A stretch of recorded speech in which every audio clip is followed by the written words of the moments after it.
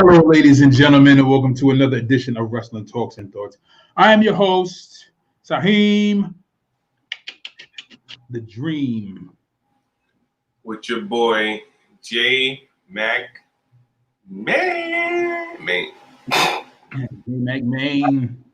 Time to bring the pain. So, we got a few things to discuss. We're going to talk about Monday Night Raw, and we have some news and rumors. So let's get to it.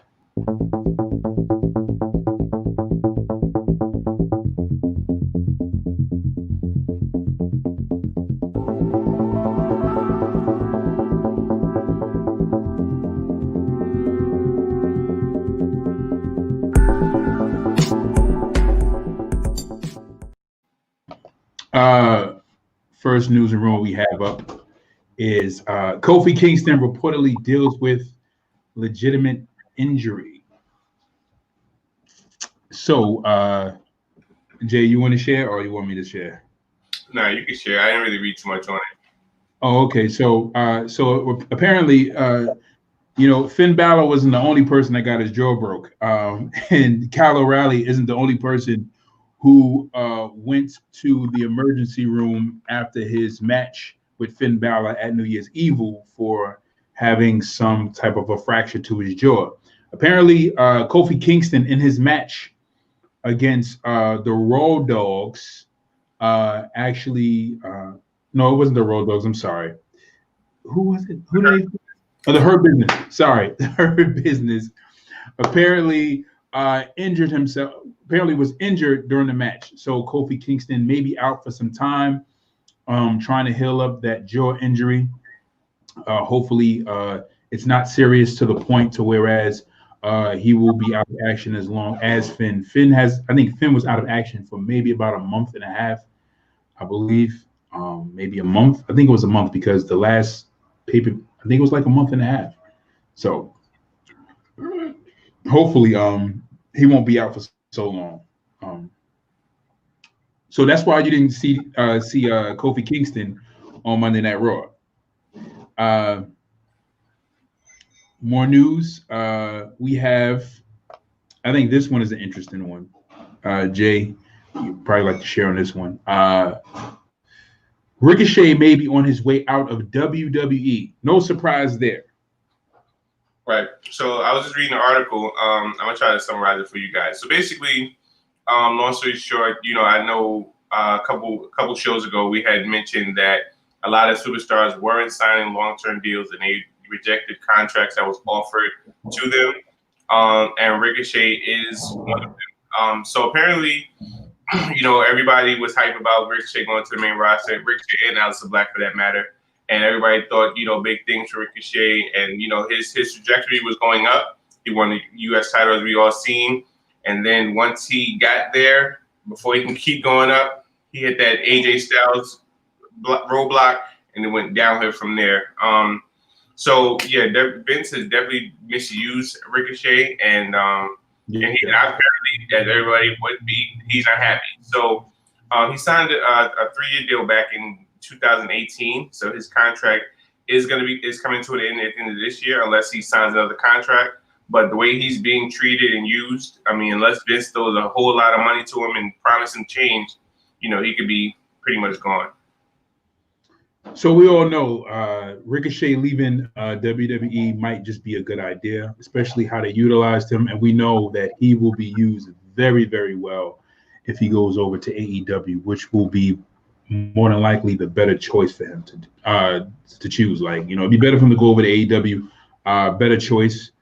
He more than likely is going to be utilized a lot better. More opportunity. I'm quite sure they have a lot of plans for him over there. If Ricochet don't renew again, Vince McMahon will be losing another great talent that he apparently doesn't see or doesn't understand how he works or, what's it to him. But it's crazy to me how Vince keeps dropping the ball on these talents, especially being the person that he is, being in the business for so long, knowing how the business works, knowing I mean, just being in the business so long and just pretty much knowing how the business works, and just him not having that idea or that understanding of how to wrap his mind around a person like Ricochet, who he can use in so many great highlight reels and really attract a lot of young fans and really keep a lot of the young audience glued to the TV. Makes no sense to me, you know. He sees it in AJ Styles, he sees it in a Rod Van Dam, but how do you not see it in Ricochet? He sees it in a Rey Mysterio. How do you not see it in Ricochet? It's crazy to me. Right. And even when you went from the actual pants to the short tights and the I'm like, oh yeah, it's over. Yeah. So we hope that, what I do hope, and I say this out of great expectations, is that Vince McMahon does not try to keep Ricochet in a slavery contract. Says he has Dolph Ziggler in his slavery contract, but you know, Dolph Ziggler, I say slavery contract, Jay. I'm gonna tell you why, man. It's a slavery contract because the simple fact that here's this guy who has so much potential and he can do so much more, and he's being held there based on money, and he's being held there based on money. That's it. Like, that's the only thing that's keeping him. Dolph Ziggler signed this undisclosed contract with paid, maybe, I'm assuming, this is my assumption, about like $2 to $3 million, but to be used as developmental talent for other up and coming superstars and talent, to put them over, to have a superstar name who is good talent, to provide entertainment for the show. But he's not going to do anything more with that guy. He's not going to do anything more with Dolph Ziggler as far as we can see it, right? The only reason why, rest in peace to Pat Patterson, which is one of the reasons why I was sad, because I found out, you know, through some small research, that Pat Patterson was the reason why Dolph Ziggler even got the World Heavyweight Championship reign to begin with. And he is responsible for a lot of people getting pushed. Same thing with Paul Heyman. It's like Paul Heyman was responsible for the likes of Aleister Black and so many other talents being pushed. So again, you know, Vince McMahon seen it, you know, like it was brought to Vince McMahon's attention that Dolph Ziggler contract was up. There was a lot of talent that was leaving. Dolph Ziggler, being a former world heavyweight champion, he didn't want to lose him. And he knew and that's the thing about Vince. Vince knows if certain people leave and they go somewhere, they're going to flourish without a shadow of a doubt. They're going to flourish. If Dolph Ziggler leaves, he's going to flourish. There's no doubt about that. If he goes to New Japan, if he goes to AEW, he's going to flourish. If he goes to Impact, they're going to put the title on him. There's no doubt about it. But he said that he came as the devil. He asked Dolph Ziggler. He said, "Listen, man." He said, "Either you can go to the competition and sign for whatever small pennies, or you can come work for me. You know, you can stay here. We'll figure something out with you, but I'll give you this amount of money." And he gave Dolph Ziggler a big sum of money, because Dolph Ziggler posted on Instagram and said he's very happy with how much money he was given in order to stay under contract in WWE. So again, he may give Ricochet one of those deals where his talent won't be heavily utilized to maximize his potential, but however, he will be sitting on a lot of cash and will have to travel and have his career in a slump. He offered Dean Ambrose and the Good Brothers that kind of contract, and they said no. They wouldn't take it. Dean Ambrose spoke about it. He spoke about they didn't really like report too much on it, but Dean Ambrose spoke about it briefly. He said that Vince McMahon offered him another contract, a lucrative contract, and he said no. He said because he knows what kind of BS his character was going to go through. Same thing with the Good Brothers. They said, and the Good Brothers didn't go into details about it, but Carl Anderson made this statement. He said something, I'm paraphrasing the statement. He said, there's no amount of money in the world that could be offered to me to keep us there at that company, especially considering how they handled our characters. Something like that. That's kind of like, sort of like how you paraphrase it a little bit. Yeah, joins us. He says, what's up, Ant? Thank you for joining us. Yeah, like, I mean, honestly, like, as far as the Good Brothers, we know, I mean, you know, WWE basically squandered two of their best tag teams, you know what I'm saying, to come through these ranks in a long time, and that's the Good Brothers, especially the Revival, also known as FTR. You know what I'm saying? Like, I mean, even though the Revival, you know, they had a lot. Well, FTR, they're FTR. So even though FTR had a lot of, you know, accolades, you know, they constantly held the belts, but then there were moments in situations where they were paired and had you questioning them, like the whole comedic tag team storyline they had with the Usos was just dumb, and then you paired them with Baron Corbin to be in this. It was just weird. And then the Good Brothers, you know, they would never really held footing. You know, had, you know, tag titles. You know, the world's greatest tag team. You know, it's cool, but you know, but I think ultimately with Vince is like, you know how when you have a significant other, you know, guys, you have a girl, and ladies, vice versa, you have a guy, and you know you just don't want to be with that person, or you don't want anything to move forward with them, but then you just don't want to let them go, so you just keep them around and just be like, right.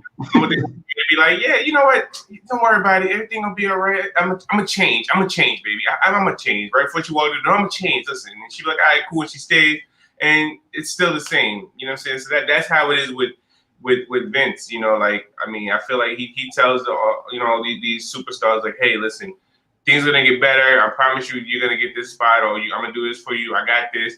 And then, you know, it sounds good, and then when you're locked in the contract, he's like, you know, Dave Chappelle, got you. You know what I'm saying? Right, exactly. You know, he can do whatever he wants, which is sad, because a lot of, you know, superstars that we all seen should have had, you know, bigger roles. And EC3, you know, as we all noted, and Eric Young also, and even Austin Aries, you know, those three guys, you know, WWE had gyms and just let them go. Yeah, poof, just deflated. Anthony Cobb says, "Damn, Ricochet is out of WWE. Doesn't have nothing for him anyway." Anthony Cobb says, "And Triple H has eyes on Switchblade from New Japan Pro Wrestling." Yes, we talked about that last show about Jay White possibly coming to WWE. Jay White, after wrestling at Wrestle Kingdom because he did not win the Intercontinental and World Heavyweight New Japan Pro Wrestling Championship titles, made a speech saying that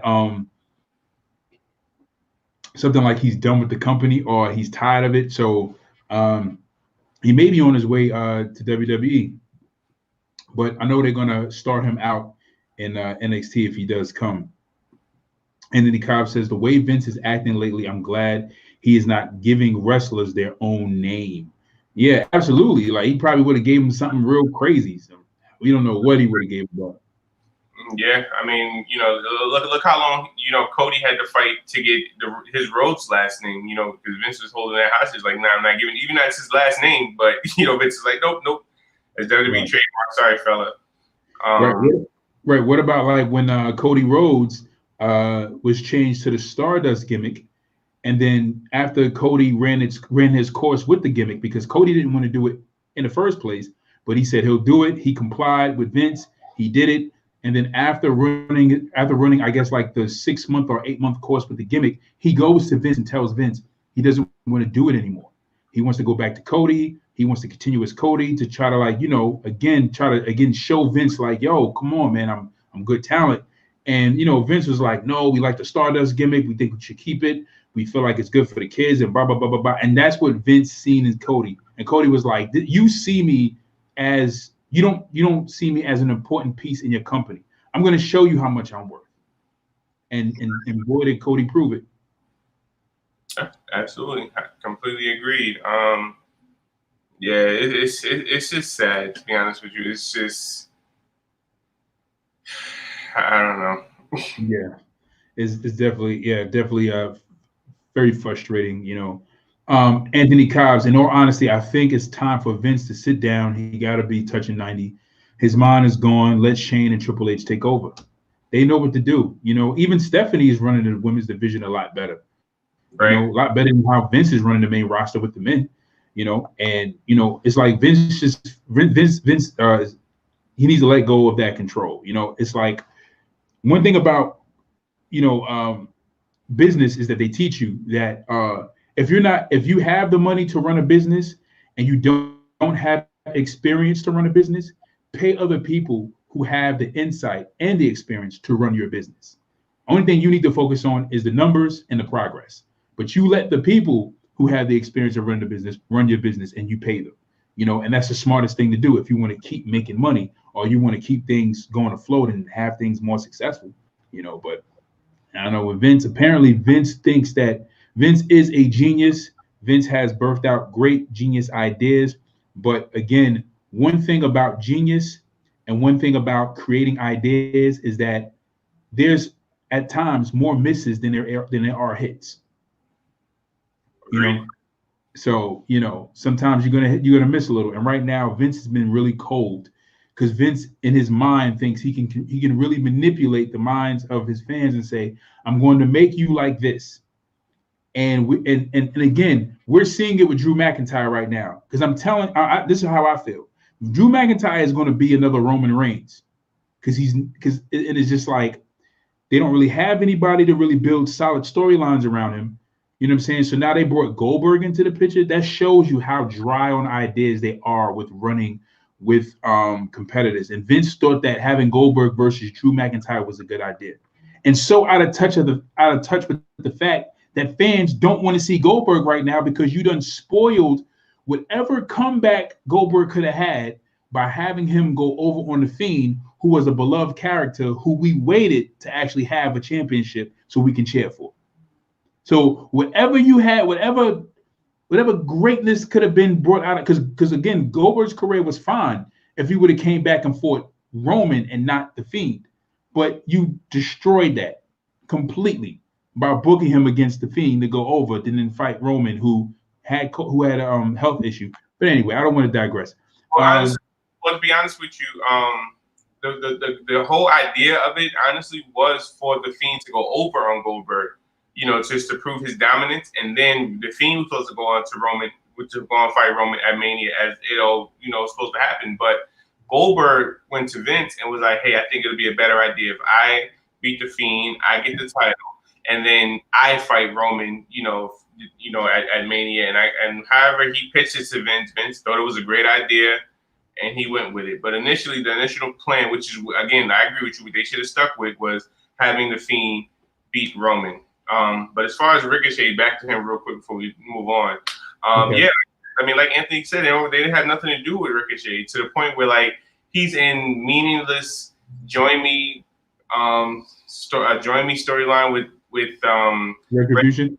Who it came out of nowhere. It's not like they were recruiting him for a while. Like he just like one day, Ali was like, "Yo, I need you to join Retribution," and they just went back and forth out of nowhere. So it's just they really had nothing for him, and it's sad because and unfortunately, I don't want to. I mean, I would love for him to go back to NXT, but there's nothing. I feel like he's bigger than NXT right now, so Vince has to do something for him with him, so therefore to kind of elevate him to to be happy, because eventually, apparently, it don't seem like he's happy there. Absolutely, definitely don't seem like he's happy. I wouldn't be happy if I was Ricochet. Anthony Cobbs, he says he has a few comments. He has 2 comments. He says, those ideas are long gone. Look what happened to Vince Russo when he went to WCW. Anthony Cobbs says, I feel like Goldberg uses his son as an excuse to become champ. Like, hey, Vince, my son never seen me wrestle, blah, blah, blah, blah. Give me the belt. Right. So, again, it was, and it's sad because this is the second time that Goldberg used his power. So use his stroke of influence to get the Universal title. It was like listen, okay, if Goldberg would have fought Jericho and got the Universal title after Kevin Owens and Jericho had a WrestleMania moment, okay, fine. We could have did that a few months down the line.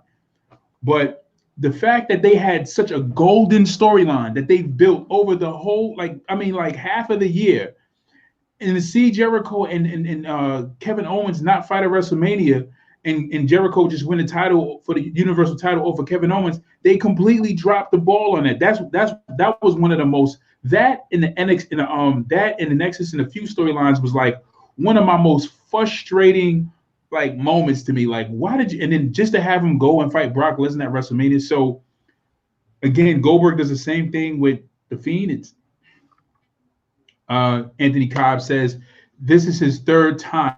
First Brock, then the Fiend. Now he's fighting Drew. Yeah, right. So he thinks it's a good idea to fight Drew. Goldberg, you need to let it go. Right now, your ideas are not very good. You have bad ideas. From now on. But I don't think it's really his. I mean, well, it's his ideas with his quote unquote influence, but you know, Vince ultimately does, you know, the booking. So Vince needs to take a step back and be like, hey, does this make sense? I mean, right. Now granted, now honestly, we look through the roster. I mean, outside of Bobby Lashley, there's nobody that, you know, could fight Drew that would make legit sense, because we've seen Drew versus Randy too many times.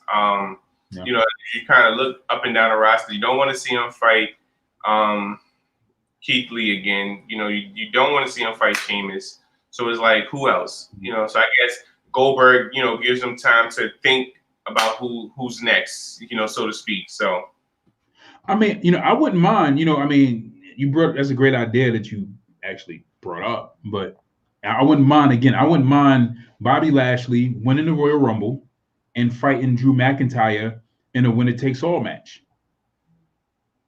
That would be dope. Yeah. And it would work. But you know, these simple good ideas are not enough for Vince. This is not. Anthony Cobb says, I feel bad for Triple H because he is loyal to the company. I know he is frustrated, and I know he is tired of being held back creatively.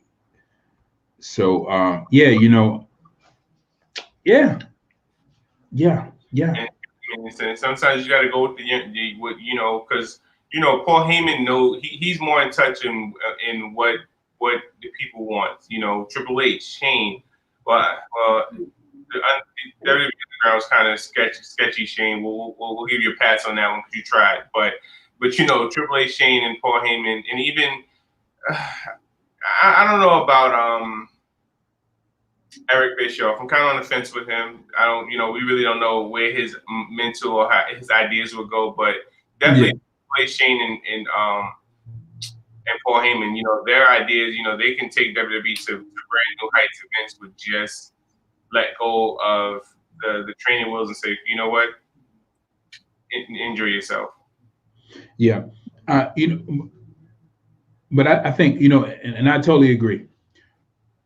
I have this thing that I just believe that Vince does have people around him who do give him checks and balance. I believe that Triple H is one of those people. I believe that Paul Heyman was one of those people, and they come to him, you know, you know, I feel like everybody comes to him in the right spirit to try to present these great ideas. And yes, it does, and we know it gets frustrated to shoot him down. And I say all that to say this is that as much as I like Paul Heyman and as much as I do like Triple H, I think this is still a lesson for those guys. Like after Vince passes on, that they themselves need a wingman to kind of combat with ideas about, to say, you know what, is this a good idea? Even though it feels like a good idea, to kind of somebody that can give them a check and balance to say, you know what, I think I understand what you're trying to do, but maybe it's too soon to pull the trigger on that idea, or I think you need to can that idea, you know, and really somebody they can really listen to, so that they don't get stuck in this mold that Vince is in, where, you know, this, I don't know, where Vince just becomes blind to the talent that he's, you know, breeding, you know. And it's sad when your development does not want to move up the ladder.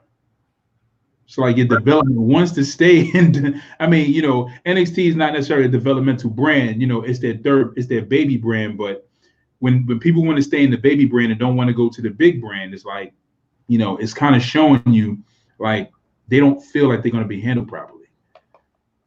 Right.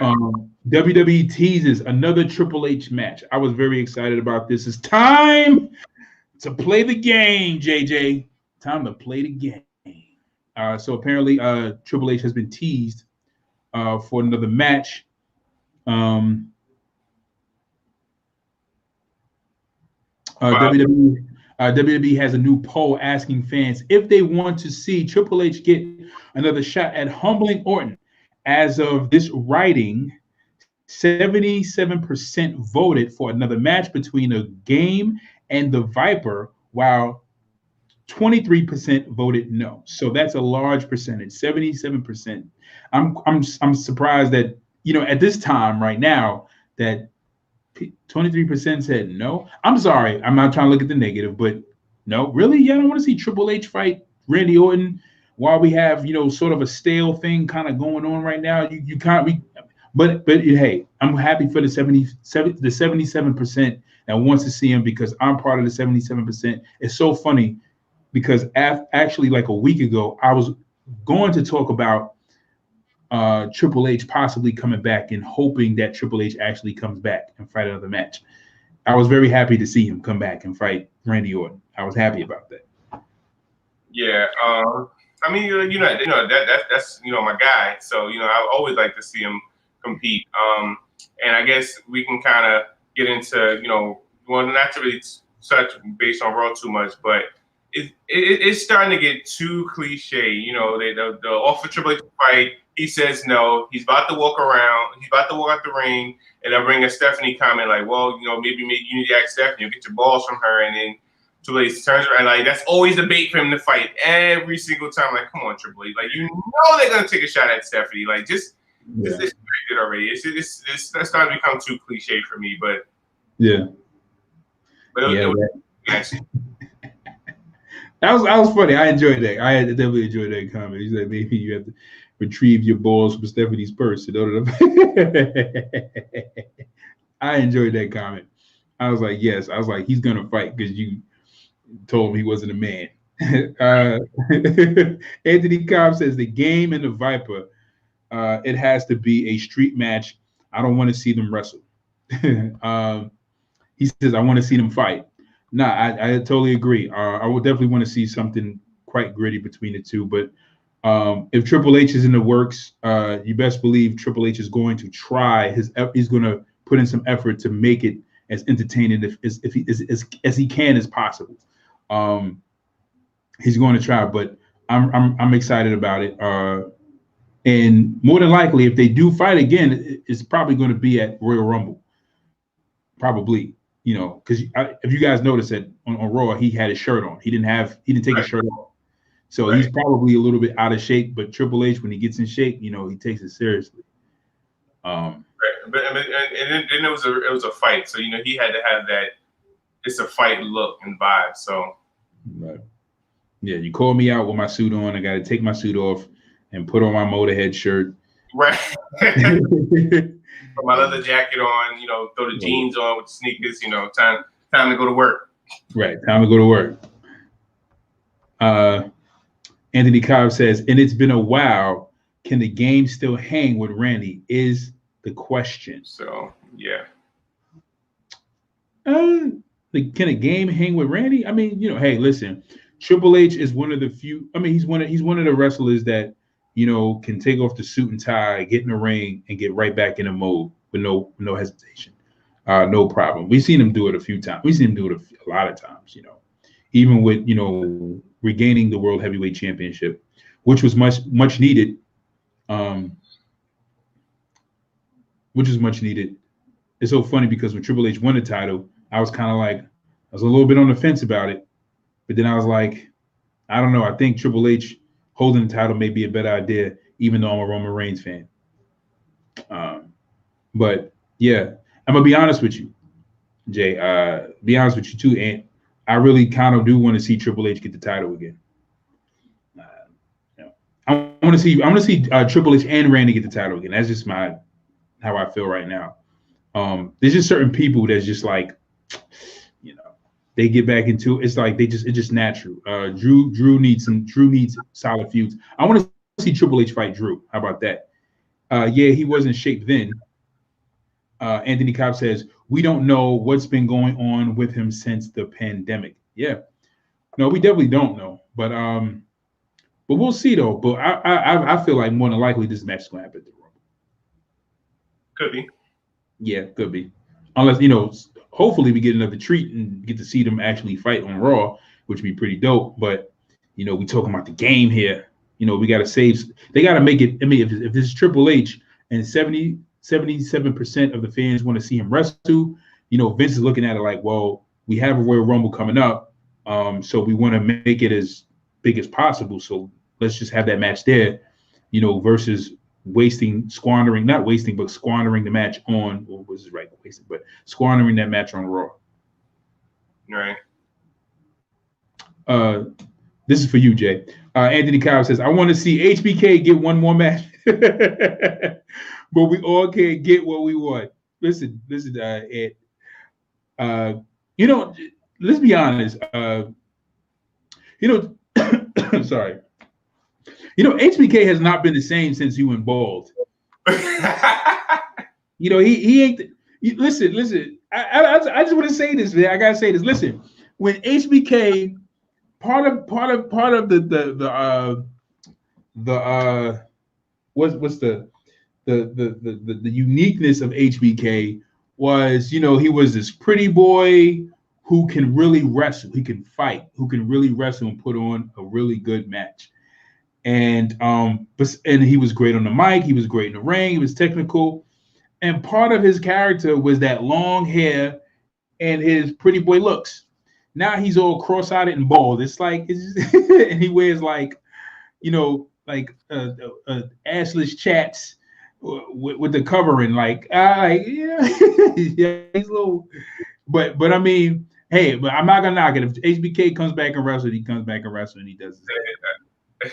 He's cross-eyed and bald. Wow. No, but he is he not, Jay? Anthony Cobbs, that wasn't his fault in his last match against Kane and Taker. No, it wasn't his fault. Definitely wasn't his fault. I think he looked good in that match, honestly.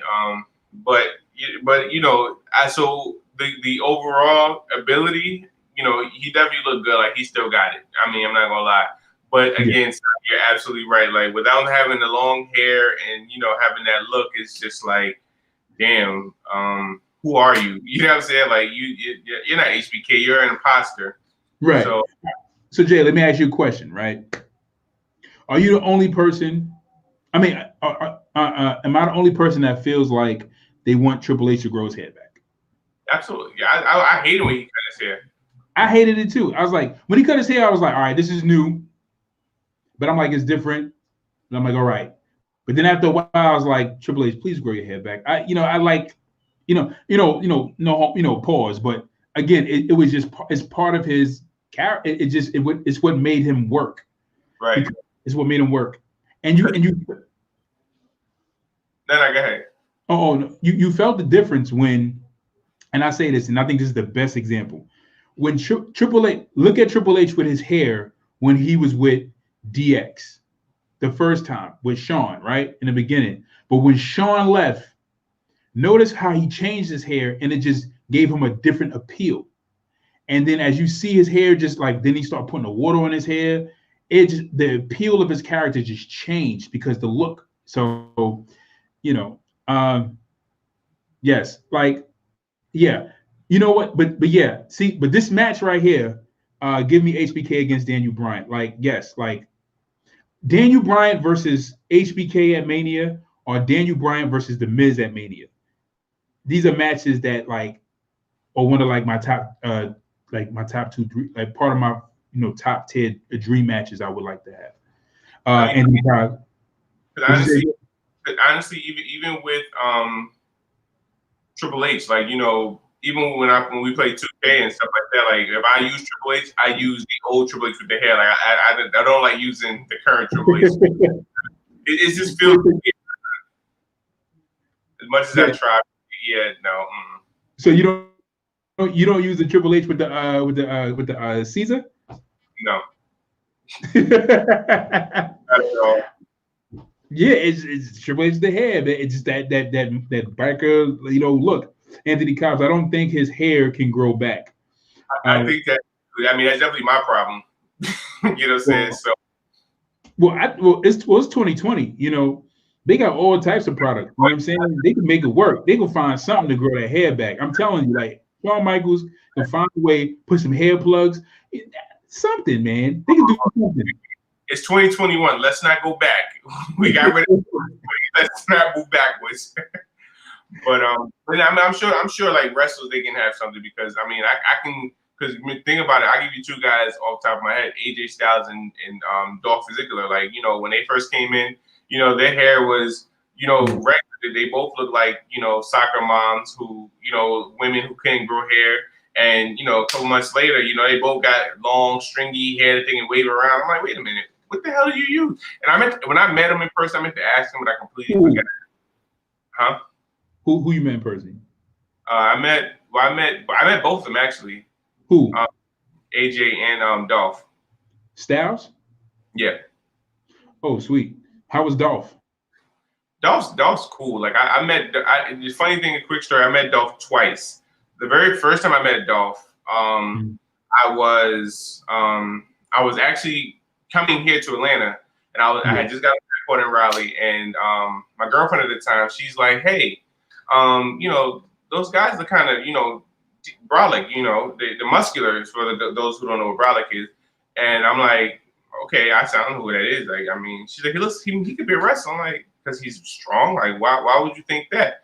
So, so now we're on the phone, with the rental car company trying to get a rental car, and we look up and I just see a slew of wrestlers just walking around, like R-Truth walked past. I was like, mind you, we're just regular. I'm like, oh, snap. So Kane, Dolph Ziggler, Zack Ryder, and it was I forgot the fourth guy. So the three of them came over, and I was like, oh, holy crap. I was like, hey, guys, do you mind if I get a picture of one of you guys? So nobody said nothing, but Dolph was like, sure, I'll take a picture with you real quick. And so we waited and so now my girl was on the phone, so I'm like, yo, can you speed it up and take a picture? So he's like, hey, I gotta go, I'm like, all right, cool.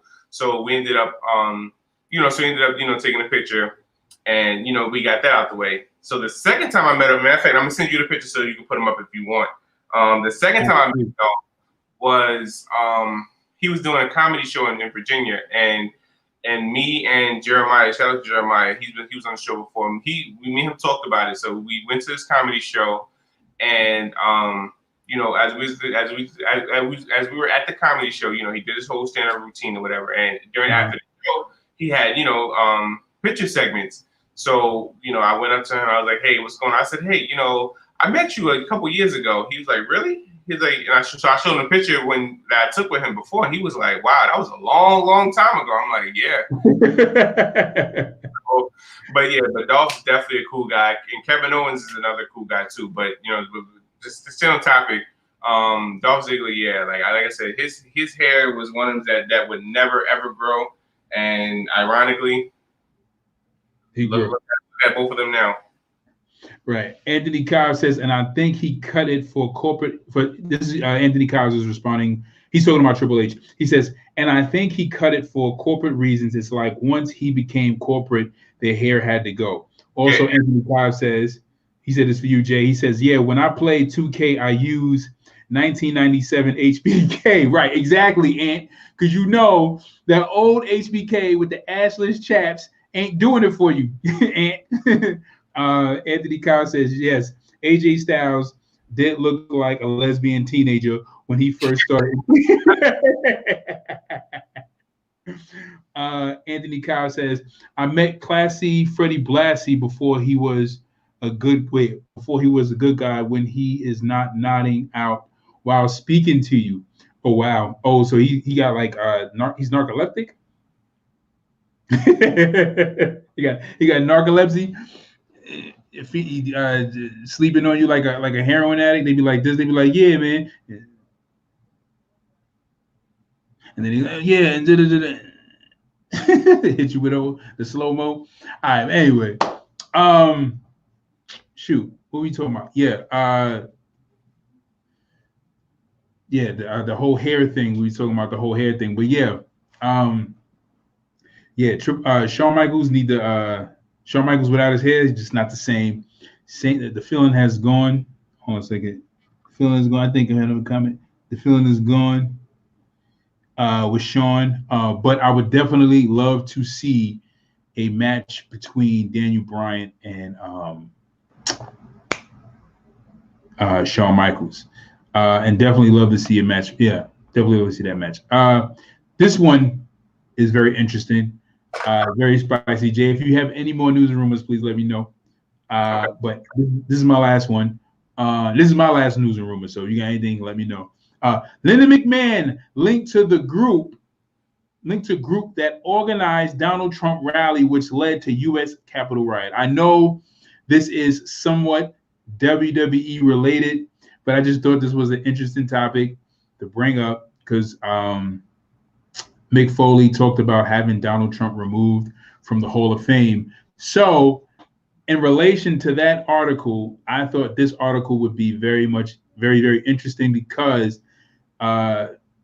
in essence, this will pretty much tell you that if we would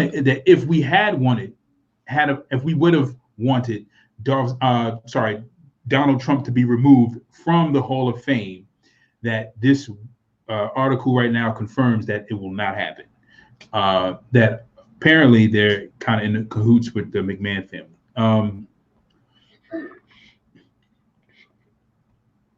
Anthony Cobb says, so if Linda McMahon is linked to that, you telling me Vince Mc is not? No, that's the point I'm making. The point I'm making is that if Linda McMahon is in it, then Vince is more than likely in it. Again, they're aristocrats. They're aristocrats. They got money. Most aristocrats go for Republicans. Even Dave Chappelle talked about it on the stand-up. He's an aristocrat himself. He has money. And he was like, a lot of what's the word? I'm trying to use the right word. A lot of working class and lower income families that are white Americans who are voting for Donald Trump, for their, I guess the reasons of thinking that, things are going to go back to some kind of way. I don't know what way that they're thinking is going to go back to. I don't know. I guess that make things better. I guess they feel. I guess if some people feel like oppression makes white people a lot more financial, it's going to make white people more financially secure. That's stupid because even if oppression did happen again, there's always going to be people way more richer than those people. You know what I'm saying? They're going to be even more rich, and they're still going to be working class, lower income. So it's just stupid. But again, the point I'm trying to make is that aristocrats, rich people, vote a lot for Republicans because Republicans, help them get a lot of tax breaks. So Dave Chappelle made a point saying that you have these low income white families and working class white families that think that Trump is there to help save their jobs and then also help them with more tax breaks or help them, I guess conform to this kind of American dream of bringing it back to like the working man's, country, I guess like in the 50s or whatever. But no, he's going to help the rich. He's rich himself. He's always been about the rich. It's stupid, but whatever, right? But that's the thing. So so to me, it's kind of no surprise that they're like funding a program that works with Trump and all this other stuff. Anthony Cobb says it's going to happen. I really think they're going to be forced by the fans to get him removed. Hopefully. Anthony Cobb says it would not be good. Oh, sorry. It would not be a good look for WWE if they are linked to that lynch mob. No, it would not be. There was actually, you know what? Let me just read the article very briefly, and then after that, we'll just go into Raw. One more right after. I know I have one. I have one quick one. I want your thoughts on it, but then we'll go. Okay. All right. No. All right. Great. Excellent. All right. Let me just read this article real quick. There was a guy on Twitter who was actually sending out tweets because he unraveled this. Brian Schwartz on CNBC published a report detailing the dark money groups that were involved in organizing the rally last Wednesday.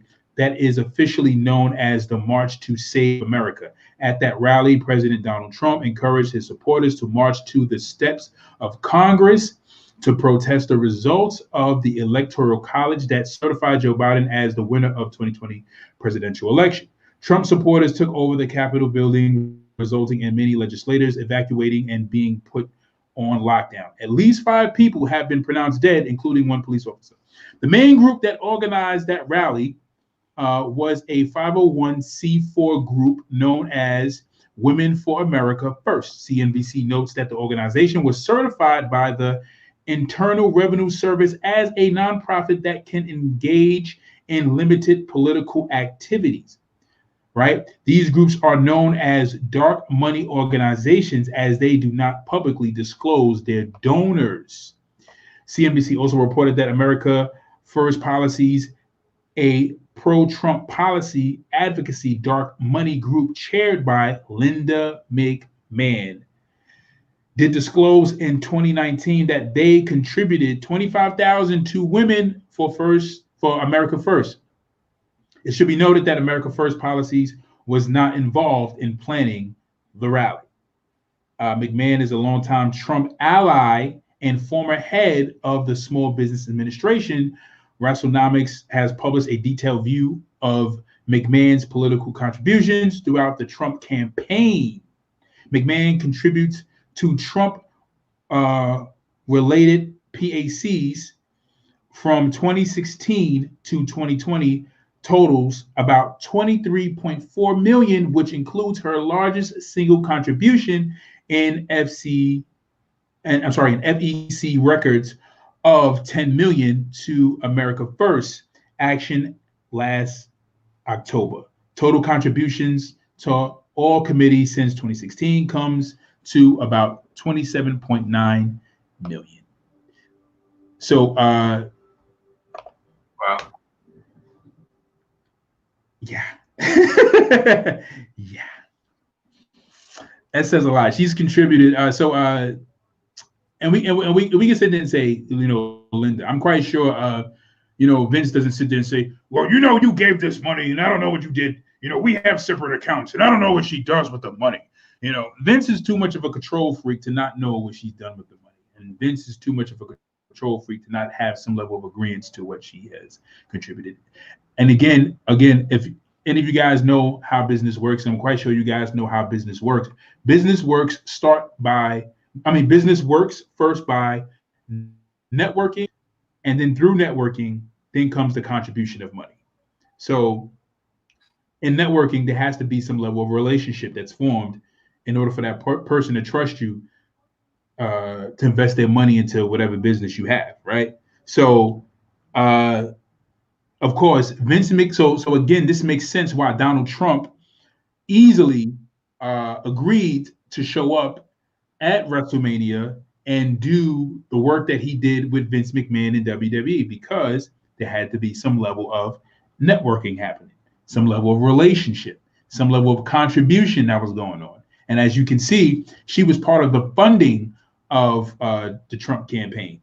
They were part of the funding of the Trump campaign. Is there any surprise there? Interesting. Yes, I'm sorry. Yeah, this last comment. Anthony Cobb says, did anybody ever find out any information about the big white boy in that pic I sent y'all? This kid is like a ghost. I can't find nothing.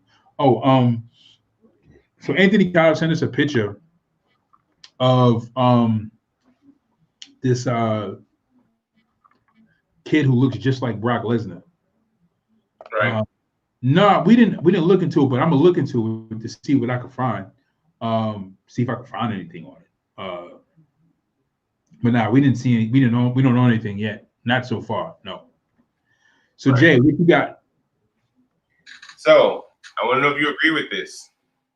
So I was so I do follow ringsidenews.com on Snapchat, and they most of the rumors I get, But anyway, so Cody Rose says AEW may have too much freedom. Wow. So here's what the article says. AEW Dynamite made its debut in October of 2019, and since then the show has consistently been a large talking point for the entire pro wrestling world.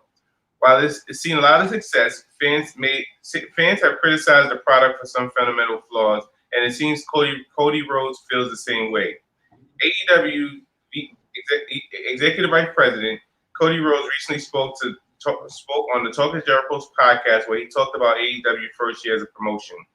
Rose mentioned that the grade he would give to AEW Dynamite for his first year. Cody said that it would be an A and wants to improve the product in order to make it an A+. Okay. Cody said. Somebody asked me, graded, and of course, as part of the company, you're not going to give it a bad grade. But I say A. There's room for an A+ because we know where we need to grow. AEW's first year, if it was at its last year, hold on. AEW's first year, if it was his last year, thank gosh it wasn't. It's still been the greatest year of my life. Learned a lot of lessons and learned some hard lessons about the burdens of management. If you were popular before, you're definitely you're not going to be popular as you enter that space. Rose then revealed that he thinks what he thinks AEW can improve on. According to Rose, AEW wrestlers may have too much freedom, which can lead to storylines being similar to each other. He also says that the wrestlers are not as worried about traditional rules. So the biggest pro is in our wrestling is to me, one of our biggest pros is our biggest con. No pun intended. we have such freedom. So such freedom sometimes means that there are too similar on the same show. Well, this guy's asking me to join Team FTW. Well, this group, they're asking if he'll join, and so it's one of those areas where that freedom is fun and pro. They're not worried about the traditional rules. It's punk rock, but also you have to be disciplined so that it doesn't sensitize the show. Rose added that the communication between management and AEW stars needs to improve as well. Do you agree with Cody Rhodes? Let us know in the comment. Okay, yeah. So, yeah, that's Cody's view. Okay, I'm gonna hit the comment section below real quick, and I'm going to give my view, and I want to know what you think. Okay. I'm gonna hear your view. I want to hear what your view about the article. I'm gonna hit the comment section below, give my view, and then I want to hear your view, Jay. Anthony Cobb says, "Yeah, I agree with Cody. They have way too much freedom." Anthony Cobb says, "It's like they let Jericho do whatever the hell he wants with the creative." And they have active wrestlers on their executive staff. So here's my thing. I always felt like that would have been the number one issue, right? Here it is. You're a superstar who's very talented, who has great ideas. You're in a company that is a machine. It's a major promotion. You feel like you're being held back. You feel like you're being stifled, especially with your creativity and your in-ring ability, and you're not being used as a marquee character. You go somewhere else, you get that freedom, you get the taste of freedom, and then sometimes, though you have that freedom, you may go a little bit too far in your freedom and not realizing that what you want is the ability to express your freedom in a structured business or a structured circle, if that makes sense. So what I'm trying to say is, like, Cody wanted wrestlers to express wanted wrestlers to be heard in creative, but he wanted them to be heard under structure. So I think what Cody is trying to say is that the company needs to tighten up on their structure. I feel like they have some level of structure, but I do get that same WCW feel. I do get that feel. Anthony Cobbs has expressed that before. Ethan Wick said the same thing. We get that WCW kind of feel, like it's like we're watching, WCW light. But I agree. Tony Khan is understanding the business. Cody Rose, as he says, he's understanding the pressures of management, because I'm quite sure as a full-time wrestler, he has to be a full-time executive if he's an active wrestler. And I believe Cody's an executive. He's one of the people who kind of helps the show run and helps with the ideas and whatnot. So I'm quite sure that Cody is now feeling the pressure that Vince McMahon was feeling. And now he understands, like, oh, now I get it. You know, it's the same thing with you, Jay. Like, Jay, you're a supervisor at your job. You know what I'm saying? Like, I was a coordinator before. You know what I'm saying? I've managed, I've supervised before. When you're working as an employee, you always think your boss is a jerk. You always think your supervisor is an a-hole. Now, granted, there are bosses and there are supervisors that are jerks and that are a-holes. That's just a fact. But there are some bosses and some managers who are not a-holes. They're just doing their job, and which is to make sure you do your job. Because if you don't do your job, then they're not doing their job. And when production is not being put out, the first person that hears it is your manager from the execs. And what they hear is not what you hear from your manager. When your manager corrects you, they correct you on something small. When the exec corrects you, he's cursing you out. He's probably high on cocaine or he's drunk or whatever, but he's talking to you a whole nother way that your supervisor and your manager don't talk to you. You know what I'm saying? When you're employees. So it's different.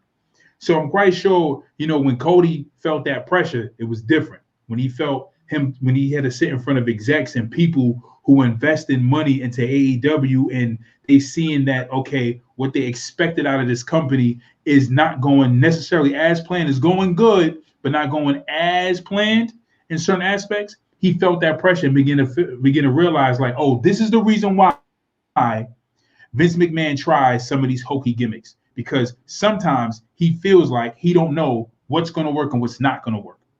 But the difference between Vince McMahon and Cody is that Vince McMahon owns his company. Cody, on the other hand, is helping the company being ran. So he's feeling the pressure of an employee, you know what I'm saying, and a manager. Vince is feeling the pressure of an owner and an employee, but not so much pressure, because Vince can be like, I know what works, but I can still do what I want. I have wiggle room to do whatever I want, you know, and that's why he tries those little things. But that's just my take. My quick take, I mean, basically, like, I mean, to sum it up, like, I mean, you hit it on the head, like, it gives, and like I've always said since I've started watching AEW, it gives me that WCW kind of vibe.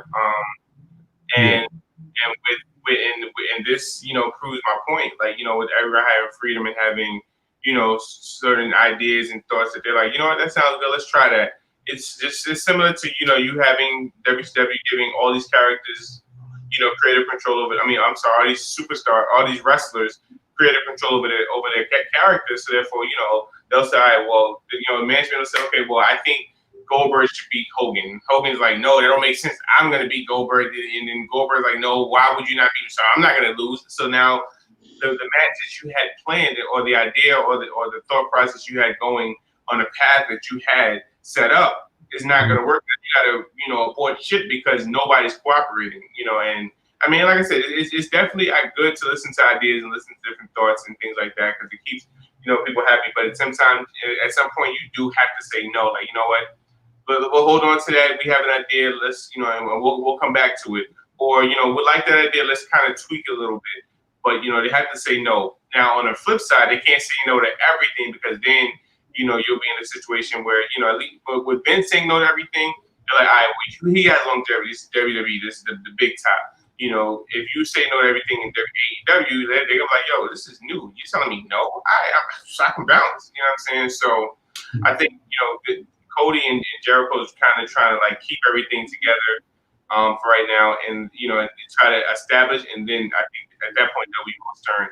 And like Anthony Cobb said, you know, Jericho does whatever the hell he wants, apparently. So it's true, you know. And you know, and it showed when, you know, during the Brody Lee tribute on AEW, like he referenced him to, you know, Luke Harper. He mentioned him as you know, part of the Bludgeon Brothers, and also, you know, and then, you know, during the video tribute they showed at the end, you know, it was a bunch of WWE stuff. So yes, everybody's freedom to do whatever the hell he wants currently. Anthony Cobb says it's WCW all over again, just without guys putting themselves over all the time. Anthony Cobb says, yeah, he is him and Kennedy. I'm sorry, and Kenny Omega. I guess he's saying what he's saying is, yeah, it's Cody, it's Khan, and Kenny Omega. I'm sorry. Anthony says, yeah, my exec at Nighttown was always high on cocaine. Yeah, it's because people, let me just, I know this is a little bit, this is on topic, but this is a little bit off topic. So, people think about saying, oh, I want these, when you're young and you meet these girls, you go out, you hang out with your boys, and you chill and you meet these girls, and they nice looking girls or whatever, and they want a guy that makes money, drives a nice car, has a real nice job. They want the guy, oh, I want you to be the guy that drives that Porsche, that drives that Lamborghini, that drives that Corvette, or that drives that BMW, that the big body BMW. I don't want no small body. I want the big body. I want the C series. I want the higher series, the other series, whatever, And they want this exec, or they want this COO, and they want this executive, this person who has an administrative position that makes all this money and has all this power and stroke. Everybody that's an executive at a company, or that's a person in management, everybody's not made for that position. I'm just put that out there. Everybody doesn't have the talent or the gift of administration. You need to have the talent and the gift of administration or management skills in order to be a good manager. And I'm saying that to say this, is that when you feel that pressure of paperwork, finances, managing the staff, budgeting, and you don't have the patience and the mental endurance and the and it's not about intelligence. It's really just about knowing. It's about problem solving. It's all about and part of it is intelligence, but when you get to management position, you'll notice that it's all about moving parts. It's like really like a chess game. It's all about what goes here, what goes there, what works here, what works there. It's like a machine. It's all about putting things in the right place. When you get to that level and you get to that place, you begin to realize how much pressure is on these guys. Some of these guys that get high on cocaine and have these alcoholic issues, some of these guys don't even need to be an exec. Some of these guys don't even have the gift or talents to even be execs. That's why they got to use substance in order to maintain that position in that spot. People don't know that some of these execs or some of these COOs suffer from erectile dysfunction because of so much stress, so much concern. Or stress can really take a toll on your body to the fact that you can't even perform sexually. You know what I'm saying? So I'm saying all that to say this is that when it's one thing when you have a complaint about something, but when you in the outside looking in, you have all the answers in the world. But when you in the inside looking out, then you begin to realize, like, maybe I ain't got as many answers as I thought I have. You know what I'm saying? I'm not saying that to say that Cody is failing. I'm not saying that to say that Cody don't have answers.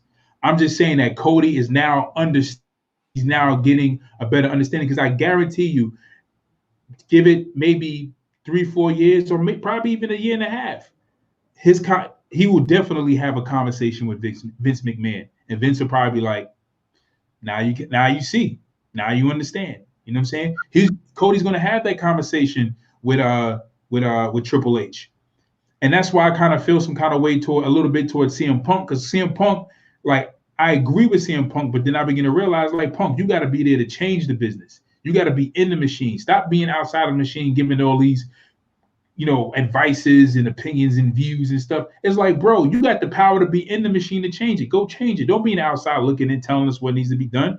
Go. They want you to come back. You can change the business right now, but you don't want to do it. So what does it matter? We're not, and I'm saying that because I'm a fan. I'm outside looking in. I don't have that power.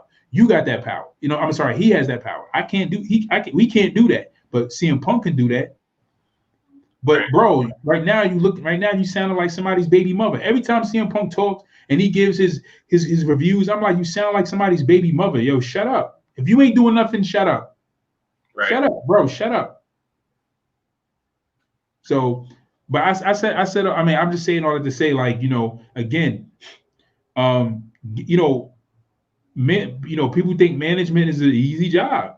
People think, oh, he does sit there and fart at his desk and push papers and drink alcohol and he don't do nothing. He don't do nothing. He don't do nothing. He don't do nothing. Yo, bro, this guy has to deal with the weight of a company, the whole weight. If the company fails, they blame that guy.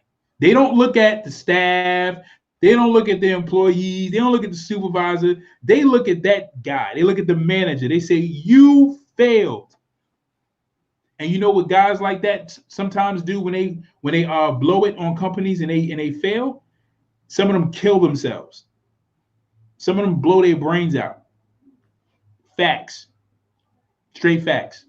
So I'm saying that, that it's not as always easy. It's not always as easy as it seems on the outside looking in. You know what I'm saying? But one thing, but I say this to Cody, and I'm not, and this is not like taking shots at Cody. This is just a perspective, point of view. I say this to Cody. Cody put his money where his mouth was, and Cody is willing to ride. Cody is willing to ride it out. Jericho is willing to ride it out. Kenny Omega is willing to ride it out. They put their money where their mouth is. So my support is completely behind them, 100%. I want them to succeed. But it's just that when Cody got there, Cody's now seeing it like, oh, okay, this is how it's done. CM Punk on the other hand, he got to step it up.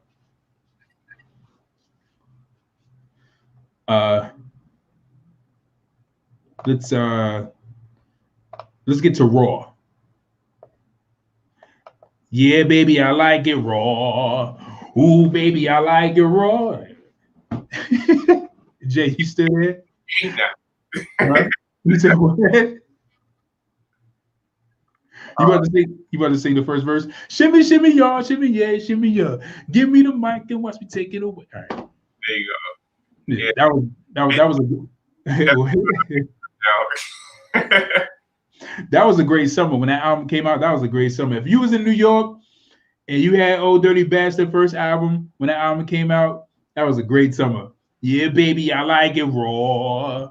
Ooh, baby, I like it raw. Every time we talk about Raw, I'm gonna say that song. Baby, I like it raw. All right. Yo, it's so crazy. Maybe I remember that. Maybe I'll bring back the ad-libs next week, and I'll play it right before we talk about Raw. Are you gonna play it? All right.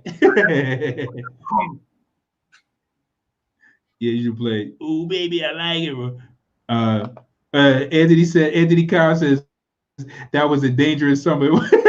It was, yo, because that was. Yo, you know what's crazy? Because I'm sitting there blasting the song. I'm like, how old was I? I was like 14 or something like that. And he talking about, oh, baby, I like it raw. And I'm like, yeah, I'm sitting there singing a song. I'm like, yeah, baby, I like it raw. I'm sitting there singing. I didn't know what the heck he was talking about, but he's talking about, but we know what he's talking about.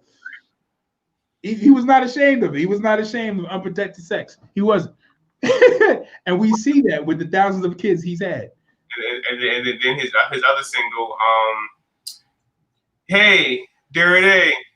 Baby, I got you. Don't you worry, Dirty. My mother actually bought that album because I wasn't buying albums CDs around that time. Like I was just wait for her. But I'll give her my like y'all heard, I think the album is hot, or oh, this song is hot, so I think you'll like it.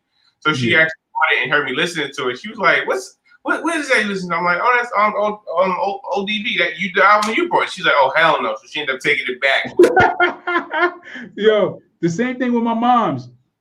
Yo, check this out, yo, crazy story. I was listening to Nas's album, and I didn't get this until years later. And when I thought about why my mother did that, it clicked in my head. I'm like, oh, that's why.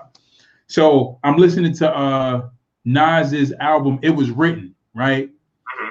And on he had a song called Nas Is Coming, right? but on top of that, the girls are saying Nasty Nas is coming, right? You already know where this is going, right? So I'm in a room listening to Nas is coming. Nas is coming, nasty Nas is nice. So I'm listening to this. So my mom is walking in the hallway, and she turns. She's like, "What are you listening to?" So I'm like, "I'm listening to Nas. What?" I'm like, "What happened?" She was like, "What?" She was like, "Nothing." So because she understood that I didn't know what the heck he was talking about. So when I thought about it, I was like, "Oh." Right. That's what, but that's not what he was talking about. Was he talking about that? I gotta listen to the song again. Right. Anyway, but it's so funny because another one, was it Little Kim Hardcore was my very first album I ever bought, and when I think back and listen to what she was talking about, I'm like, I'm sorry I didn't get in trouble for listening to this. God, jeez, like, Jesus. Word, like, it'd be like, he'd be like, I was listening, like, damn, what the hell was I listening? Yo, we was listening to some rough, some rough music, yo. Anthony Cobb says, yeah, we knew that he was talking. I'm sorry. Anthony Cobb says, yeah, we knew what he was talking about, and it wasn't Monday Night Raw, right? It wasn't Monday Night Raw. Let's get down to it. Monday Night Raw, because we run low on time. Monday Night Raw. Randy Orton gets set on fire. Well, he got a fireball thrown in his face by Alexa Bliss, taking her revenge out on Randy Orton for setting the Fiend on fire.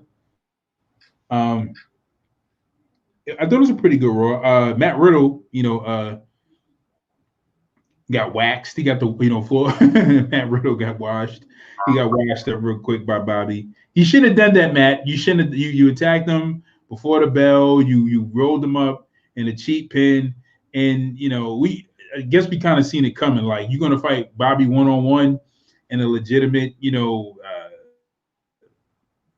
match for the title. He put the title on there. Everything's like, all right, and yeah, Bobby beat the hell out of him. Any high points for you, Jay? Yeah, Raw had a couple high points for me, honestly, because I'm sitting back and looking at it. The whole Keith Lee versus Keith Lee and Sheamus versus The Miz and Morrison, when he caught Morrison with the splash and the buckle exploded. That was kind of like, wow, what the hell just happened? And I was in one of the wrestling groups, and I forgot which one it was, but I was thinking the same thing. Like, why is it that Keith Lee and Sheamus, for that matter, Jeff Hardy and Matt Riddle, I believe there's another one. Why is it that these guys are having 2 matches apiece on Raw when you build those with other segments? Like, I'm sure there was Ricochet was in the back. He could have had a match with somebody. A ton of people could have had matches, but yet you want to have these guys have double matches, and outside of that, like, why? Okay, typically it'll be one time that you do it, but you did it 3 times in the same match. In the same night, which was just like, damn, did y'all really not have talent, or did y'all run out of ideas? Like, it's crazy. Like, and then real quick, not to cut you off, but not to mention the leader of Retribution, who is the active leader of Retribution, who rarely gets seen on Raw, right? As a fighting leader. Right. And then outside of Ric Flair turning on Charlotte and, siding with Lacey Evans. Now, as I don't know who said a comment last week, but yeah, now Rick does look like a dirty old man. Who's about to smash Lacey. Because she, the comment she said, hey, we about to switch hotel rooms out. I found that kind of like, okay. Yeah. We all know Slick Rick is a little perverted. We know old Slick Rick. That sound like a dirty old man's name. Some old dude who likes to grope young women. The rap that we all know about, but yeah.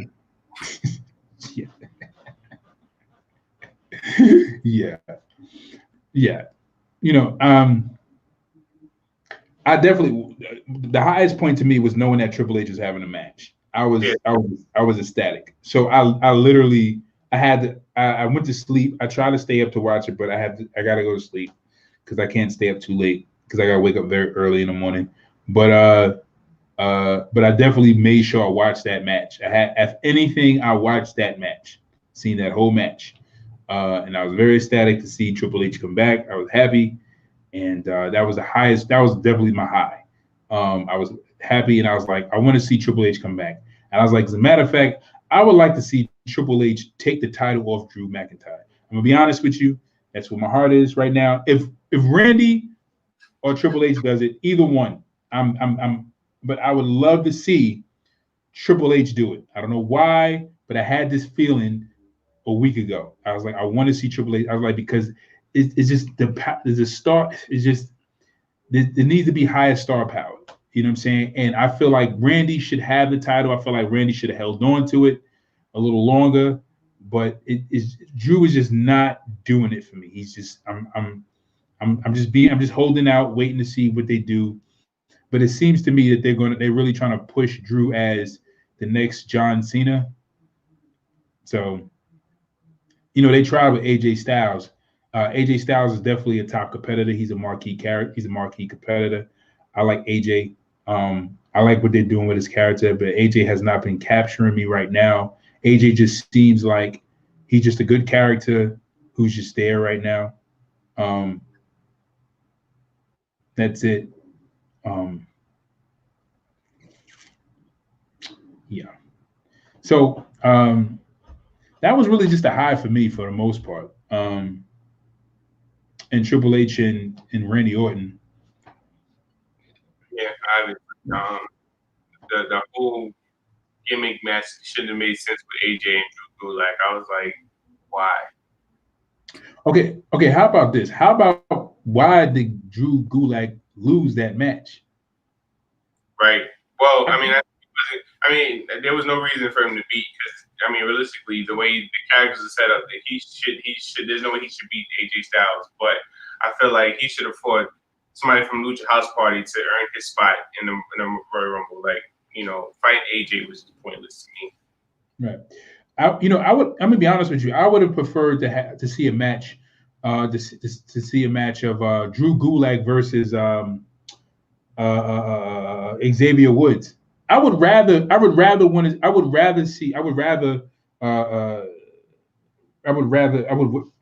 I keep saying, okay. I would have wanted to see that match. You know what I'm saying? More than any other match. Like, I'm sorry, other than the match between Xavier Woods and T-Bar. Like, that was just like, I don't want to see this. Like, it was just like, but it's like the lack of utilizing certain WWE talent, such as the likes of a Drew Gulak and a Ricochet. Yeah. They could have done better. They could have done a lot better with the show's booking. And then it's like Drew Gulak needs to be in the Royal Rumble.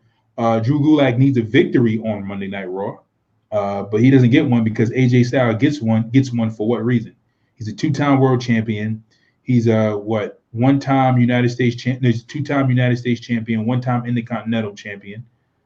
It's like, he came in, he didn't had all the gold. The only championship he never had was tag team championship. Right. So, and universal, he never held a universal title, but you don't really need to hold a universal title if you held the world heavyweight championship, in my opinion. So it's just like, why did he need to beat Drew Gulak?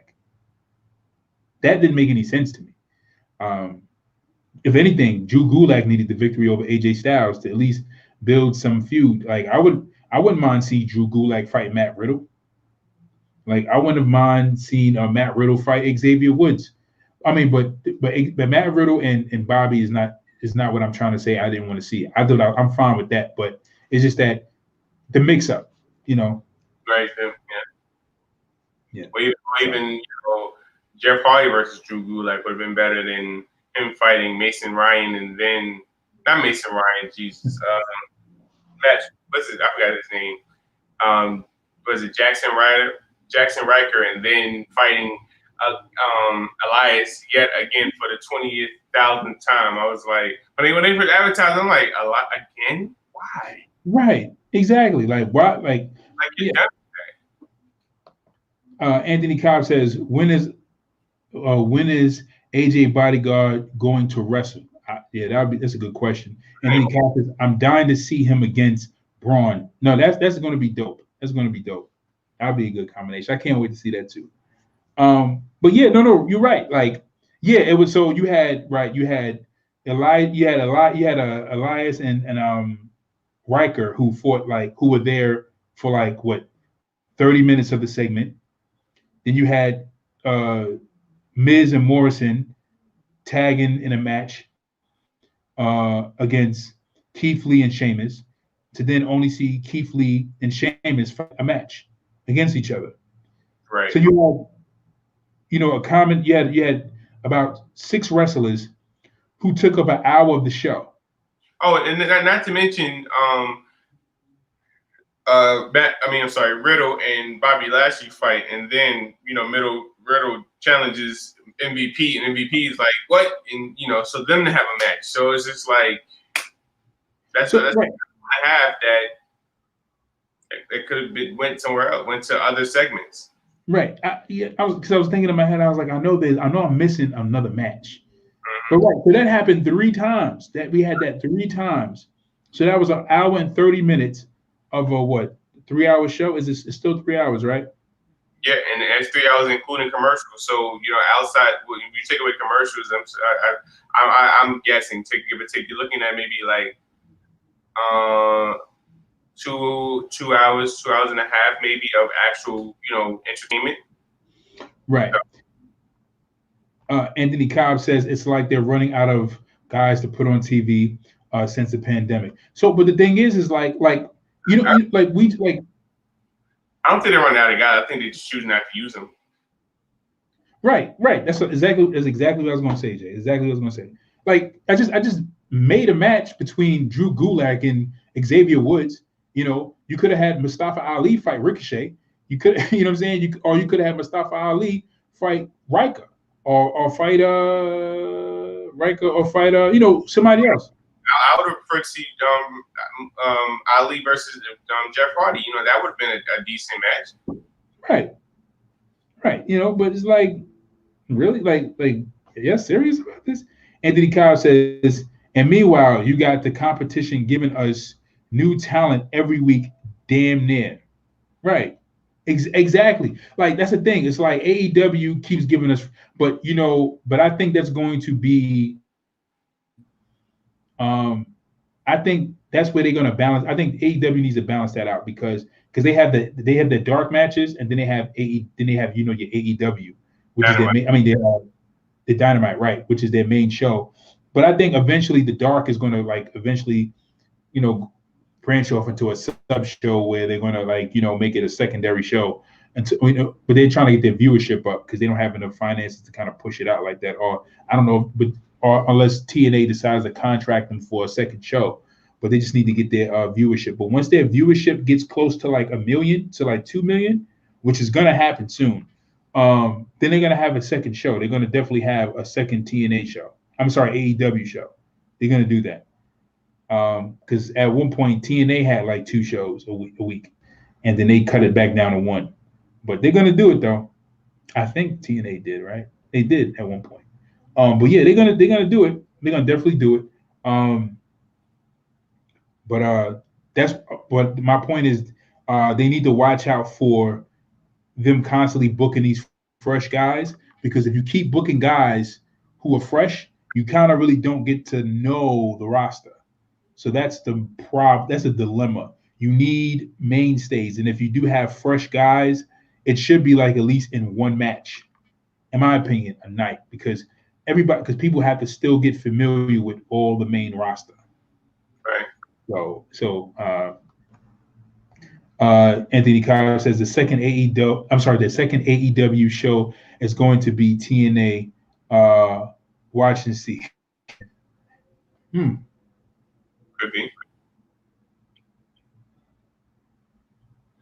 Kind of jumpstart, give them a little jolt of life. Yeah. Yeah. Yeah. I mean, the way they've been partnering. But I don't think Dixie's going to sell, though, unless they partner. But that makes sense, though. But if they work out some kind of partnership deal, then that'll be pretty dope to have AE to have Impact brought over to TNT to have the two shows where they have interchangeable roster. But more than likely, they're going to have their mainstay roster on Impact and mainstay roster on AEW, but kind of going back and forth, which is really two different companies, but they have some kind of they already have the working agreement, but kind of a better working business deal, which would be pretty dope. In my opinion, I think that'd be pretty dope. Yeah. Anything else, Jay? Yeah. So WWE finally releases the best of Luke Harper on the WWE Network. I got the notification earlier, right before we went on the show. I was gonna check it out. It's 3 hours long, so I mean, it's it's something. So I guess this is Vince's way of trying to battle with AEW's tribute. But I ain't gonna front. Sit there and watch 3 hours long of a Luke Harper tribute. Even though people are talking, I watched maybe like the first 10 minutes of it. Bray Wyatt starts it off, and Seth Rollins talks, and then they go into the match that the Shield had with the Wyatt family.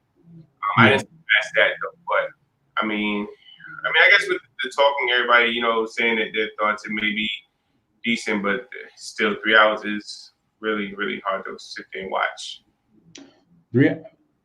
I'm cool with 3 hours. It's just that who am I watching 3 hours of? Like, it's like if you give me 3 hours of Triple H, I'll watch it. Give me 3 hours of The Rock, I'll watch it. 3 hours of Stone Cold, I'll watch it. 3 hours of Brett, Shawn, 3 hours of Hogan, 3 hours of certain people. I'll watch 3 hours of Goldberg. He's one of my favorites. I'll watch 3 hours of DDP. I'll watch 3 hours of Mr. Perfect. I'll watch 3 hours of Dolph Ziggler. I'll watch 3 hours of Finn Balor. I'll watch 3 hours of Adam Cole. It's certain people. I'm not trying to say that I wouldn't watch 3 hours of Luke Harper, but Luke Harper was still building his career. Right. You know what I'm saying? So, but let me not knock it, because maybe they have an interesting story to tell.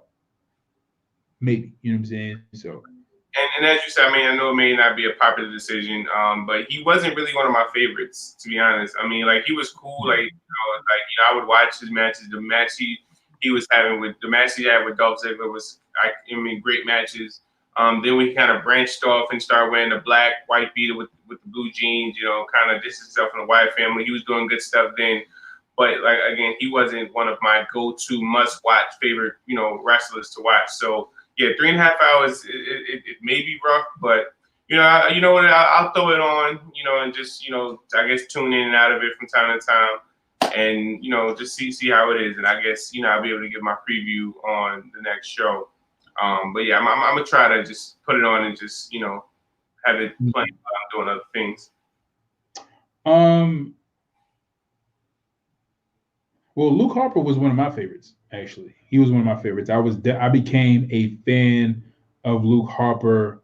I liked Luke. I always looked at Luke and thought seeing something different about him a little bit, and then I really became a fan, especially when they started giving him a singles push after Bray Wyatt they kind of disbanded the Wyatt family, and then they gave him the Intercontinental run. And then when they gave him the Intercontinental run, and he had those like 3 great matches with Dolph Ziggler, I was like, oh, this guy is freaking awesome. I was like, this guy's like, he's gold.